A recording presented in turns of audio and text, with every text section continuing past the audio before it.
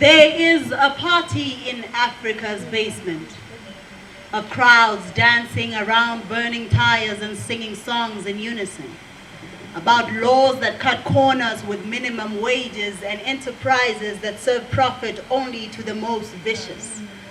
We are in a game of peekaboo with criminal cases, and our children disappear with no leading traces. We are a stunned congregation who has too much faith in the teachings of the news anchor, but we only need to look away from the screens to see the mistake, to realize that the propaganda is mendacious, to admit that the Rainbow Nation is still systematically racist, to understand that the looting is a ploy in the Hunger Game races. We've been meaning to have these conversations on how the location is still our placement, how education is truly that basic, how politics are part of entertainment, how there's a serial address of the nation with extra information in paraphrases. We've been meaning to have these conversations on how each weekend we are intoxicated, how we try to drown the dissatisfaction since the aliens came from the ocean and taught us to look up for the spaceships while they seized our worldly possessions. Now we seek asylum in the doctrines. Look in my eyes and tell me if I'm lying. All the revolutions have been televised. The struggle of the people was romanticized. But we are too drunk to put up a fight. And we are too blind to follow the light. We scavenge the breadcrumbs while they wine and dine and tell us freedom is coming, so you just sit tight. When you check the horizon, it's still out of sight. Hello. All right, that was Party, and Mtogo is here. We're gonna do a poem called Time. Time, time, time.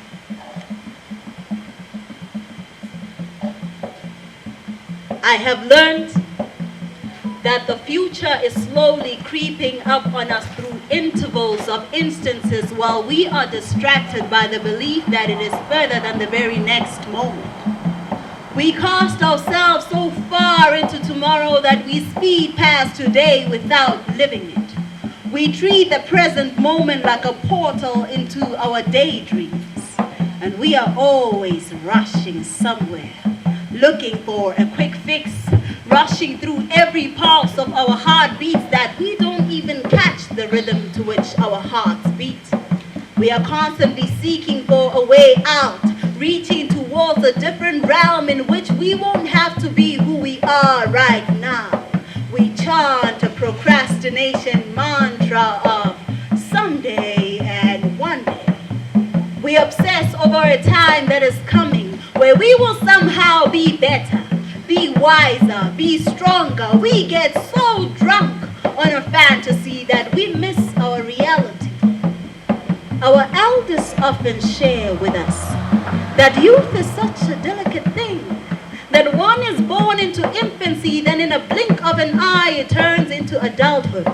We then acquire the desire to turn back the needles of time. It is ironic to know that age passes with bits and pieces of us. And if we aren't paying enough attention, we won't know when we went missing and needed finding. And we will forfeit more when we try to make up for lost time. There is no escaping the infinite truth in the ongoing gong of each second that passes. You can't grab the grain of sand as it slips through the waste of the hourglass. No man has ever mastered the science of capturing time. The only space that you and I can ever hold is this present eon. Anything beyond it is an imaginary phantom, whether it is the imminent or the bygone. A man in a song once sang, time waits for no man. This poem here chimes into that gospel. That time is man's invention, an absurd effort to measure eternity, to try and see just how much capacity the universe occupies. A foolish attempt to figure out how old God must be. Oh, we are really that bold. We have placed ourselves in the authority over all things, compelling timelessness into divisions of our own understanding, thinking that we can bargain with the clock of fate, thinking we can count the portions that make up abundance. We forget that the future is coming regardless of our disposition.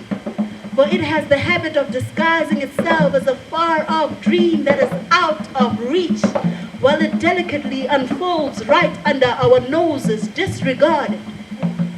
And when it has long become the past, we wonder when it passed us by. For we placed our concern so far from where it was required that we missed the show. And what follows is the constant need to revise our history. We chant a reminiscent mantra of should-haves and should-have-nots. We obsess over a time that is gone where we were somehow better, somehow wiser, somehow stronger.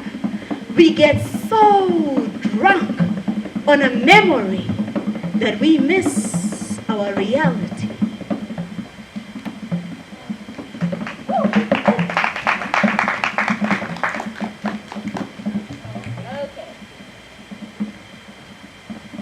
All right. The next poem is called, what is it called? Miranda, because I'm going to Mirandize you. If you don't know what that means, bruh, you need to know your law. Okay.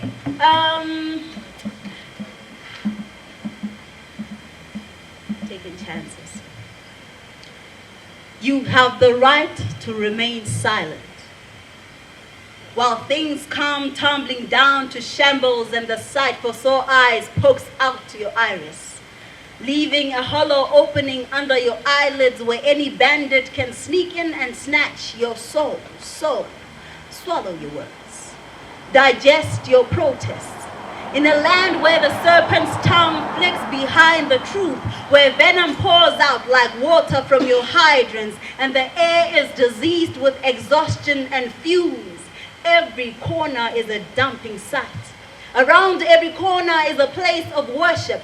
The place of worship is not far from the cemetery. The cemetery is not far from the liquor store. You dash your praises and sorrows with spirits. You mark your pain with hilarious memes. You sweep your senses into the tides of laughter. You swear to die within the grip of your humor.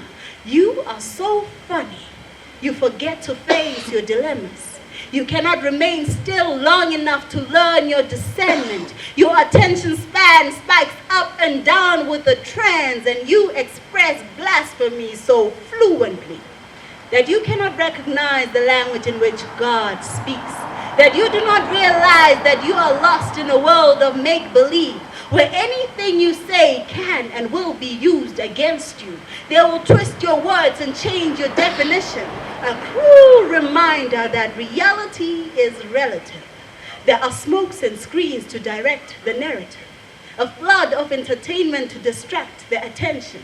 You can be placed on a pedestal, but if you don't dance to their tune, you'll become the antagonist. They will quote you out of context to defame your character, that even those who once had faith will begin to question it, and your words in defense will add fuel to the fire. And you will find preference in basking in the judgment. And you will finally understand just why you have the right to remain silent. I'm going to do one last poem. I didn't mean silent for real, guys. I'm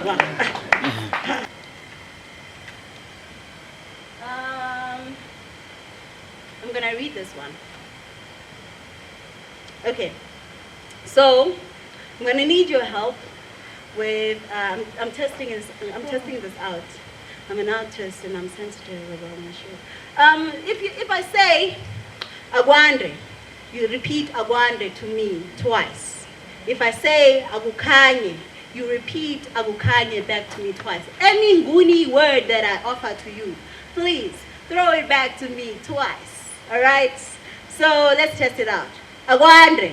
Agwande. Agwande. That's too fast. Agwande. Agwande. Don't rush through it. Agwande. Agwande. Agukanye. Conviction, babies. Conviction. All right? Akwande. Akukhanye. Akukhule. Akuqole. Thank you. Now, this is a prayer over you. In my people's quest to find true freedom, I pray that we unmask ourselves to everything that allows us to love. May we find fluency in each other's affinity, accepting that which makes us different is irrelevant, for our contrasts are only somatic. I hope we find ease in every meeting and realize that every greeting affirms the magic it is to exist in conjunction, with that lifting the veil of deceptions that we hide behind, expressing our desires and reservations honestly, without the need to look over our shoulders subsequently, and seeing once again that we are capable of accordance and harmony. A unity would form from regarding each other's significance, nurtured by the sanctity that lives and breathes within us. Concern for our kinfolk would yet again be our philosophy, and no effort would ever have to be enforced to foster care for those in destitute. Our spirits would assemble in salutations of our divinity. Every stone established a prayer of abundance. Every word exchanged a prayer of light. Every feet pursued a prayer of progress. Every difference settled a prayer of peace. Every seed planted a prayer of life. Every hand offered a prayer of healing. Akwande. Akukhanye. Akukhule. Akuqole. Akuphile. Akuphole. My name is Noxolo Desire, and thank you so much for giving me your attention and your time. And you have been amazing. I'll be amongst the people.